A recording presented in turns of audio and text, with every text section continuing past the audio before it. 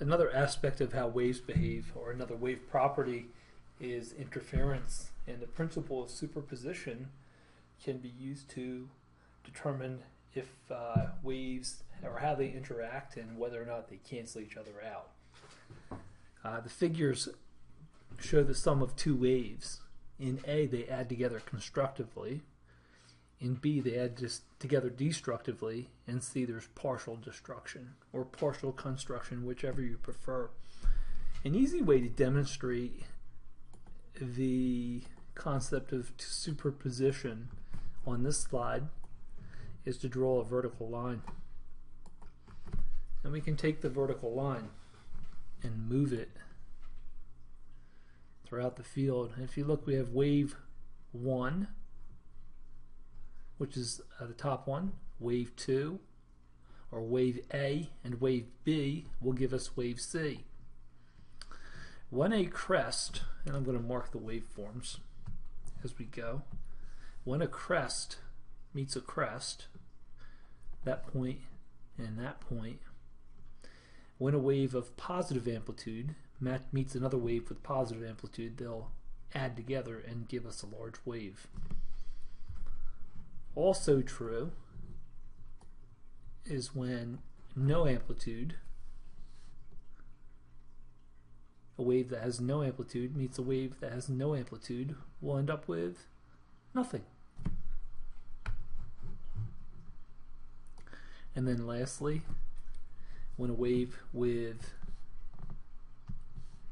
negative amplitude meets a wave with negative amplitude, or a trough meets a trough, or a crest meets a crest, whichever you prefer, you'll end up with a wave that has a larger negative amplitude. So these two waves, when they're said to be in phase, when they combine with each other, will give us a large waveform. Waves that are out of phase, perhaps a positive amplitude meets a negative amplitude, will cancel each other away.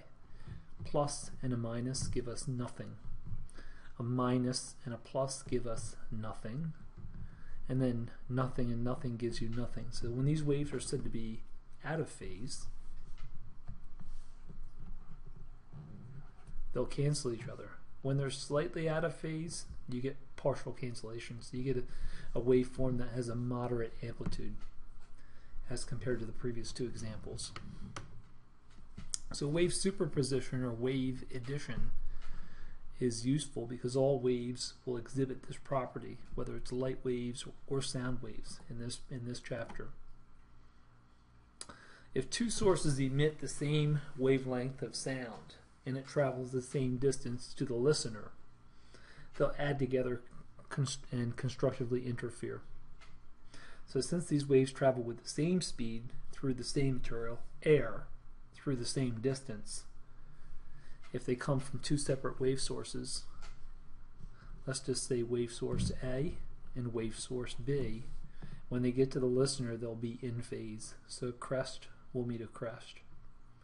And this listener will hear sound, which we'll just say loud.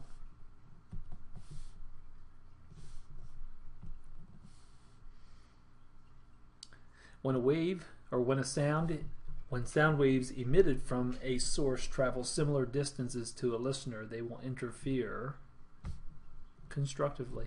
A. So again, when a crest from one waveform lines up exactly with a crest from another waveform, so we have waves A and B, it will give us a wave that is much taller. They're slightly out of phase, but I think you get the idea. When waves are off by 1/2 of a wavelength, when they travel a distance through similar materials, they'll be off by 1/2 of a wavelength.